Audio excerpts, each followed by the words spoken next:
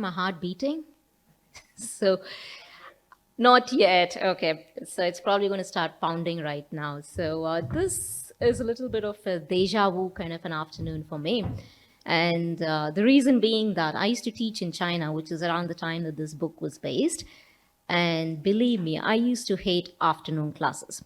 Nobody wants to be a teacher for the afternoon classes. And we used to devise every single possible strategy to just get somebody to wake up and listen. So that's a little bit of deja vu, considering that this is the last session. And I'm sure that so many of you are just, well, probably already tired from the rest of the day. And there's another piece of deja vu, and that has a little bit of a story in this. So I'm wearing this sweater, which I was about to throw out, and I was actually supposed to give it to somebody the other, and then just coincidentally I got the same email inviting me to be here. And you won't believe it, this sweater is not new, it's not posh, but it is about 18 years old, which is when I was in China. So it kind of made me feel like I'm wearing an old sweater from 2004 and I'm coming here and having an afternoon class. So this book that I wrote, and I was described as a writer, and so I write, but sometimes we write as writers for ourselves. And that's the single most important reason behind writing this book. So Worlds Apart is also co-written by my fellow author, Dorothy Lang, who's German, and she's not here. But this book came about because, in fact, this book is probably the sort of book that is not like the other books you're going to read here.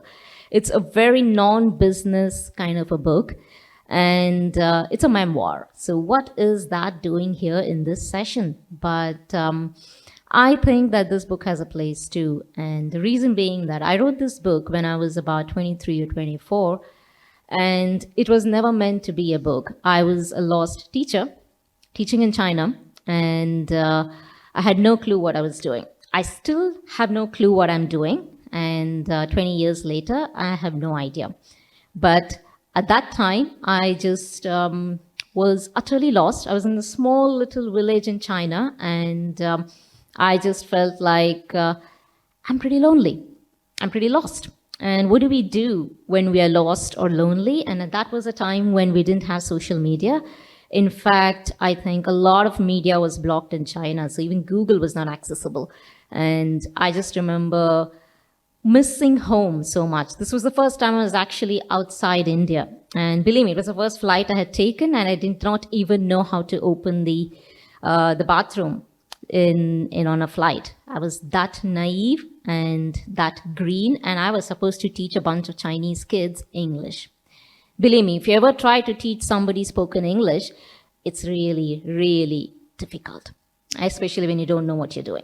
And that's what I keep coming back to. I really did not know what I was doing, so I was just Googling and missing home and searching for Bangalore, which is my hometown. And as I was Googling, I came across this blogger who coincidentally happened to be wandering around somewhere in Majestic. And she was German, and I started to read her blog, and she was traveling as a backpacker through Thailand, then Laos, Vietnam, and then finally India. I don't know what made me reach out to her, but I did. And let me tell you, as I was telling Ruhail as well, I'm pretty shy. I'm sort of an introvert. No, not sort of an introvert, very much an introvert, which is an oxymoron for somebody who has to be an entrepreneur, right? You're supposed to be very salesy and pushy and talk about your product and how you're disrupting the market and how you're changing everything. And honestly, it's not me. If you ask me, I would like to go somewhere outside this room and sit and never talk to anybody again for the rest of my life. But unfortunately, I'm here. So at that time, I reached out to this blogger, and before I could believe what I was doing, I emailed her. She emailed me back, and that started a beautiful correspondence. It kept me sane. And here I was, sharing little snippets of my life as a teacher in China and building a friendship. And that's what I believe is something that we forget in business.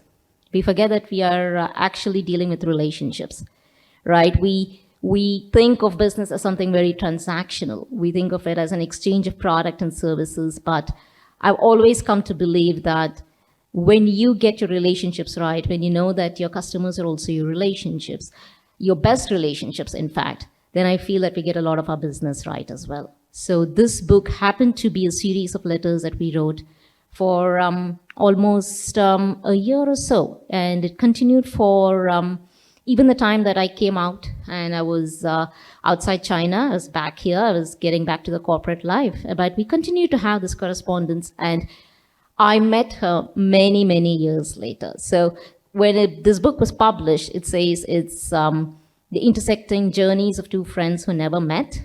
We did, just once, in London. And it was funny because I realized that we know each other so much through the online world that somehow actually meeting somebody in real life turned out to be slightly different. But that's also something that I learned through the course of my career as well, that who we are and the facade that we present online is very different from who we actually are and the kind of persona and the kind of life that we have outside social media. So today's world is dominated by social media. In fact, I used to do a lot of social media for consulting for brands before I realized that I'm way too old for it now. So I just said, no more. I think social media has to involve somebody doing reels on Instagram and changing clothes for some reason in rapid succession. I don't know. But the whole point of being on social media, the whole point of being a writer is to explore what experiences we can get. And I came here even though I'm frightfully anxious and nervous about being here on the stage. But I came here because, and I wrote this book, and I continue to write, because I think at some point of time, the best experiences in my life have come when I have put myself out of my comfort zone. And that might seem very cliched. Everybody talks about this comfort zone. Like, what is this comfort zone? I really don't care about it. But I think there is some kind of prize that you get from discomfort. Writing this book was a source of discomfort. I wrote another book, which is not a business book. It's actually a young adult novel, which I am scared to send to publishers because I'm like, oh my God, all the rejections. I can't take it. So, but I think at some point of time as a writer, we put that behind, we put that mask and we say, okay, I'm doing this not just for you, the reader, but for myself. And when we do that, we find that at some level, we're connecting with each other. So I use words to connect with you. I use words to express myself, and I use words to express my vulnerabilities as well, which for some reason, a lot of people seem to find themselves when I do so. So for me, writing this book, writing any book, or even building this startup, this mental health startup that I'm currently working on, is to build relationships. I want to see if we can actually have a business that has compassion and kindness as its core values. I mean, I'm not really interested in gross revenues. I mean, yes, I'd love to make a lot of money, but can we do it with kindness? Can we do it with compassion? Can we also build relationships when we do so? I think that is a question that I'm seeking, and that's why I continue to write. I'm continuing to explore new aspects of this. Working on this startup is a very scary thing for me. It's as scary as being here and talking to a bunch of people, but I believe that that's where the growth comes from. And what else is life but ultimately growing and trying to find yourself? So that's where I am right now. And if you would like to have any questions, or we can have a conversation with Ruhail.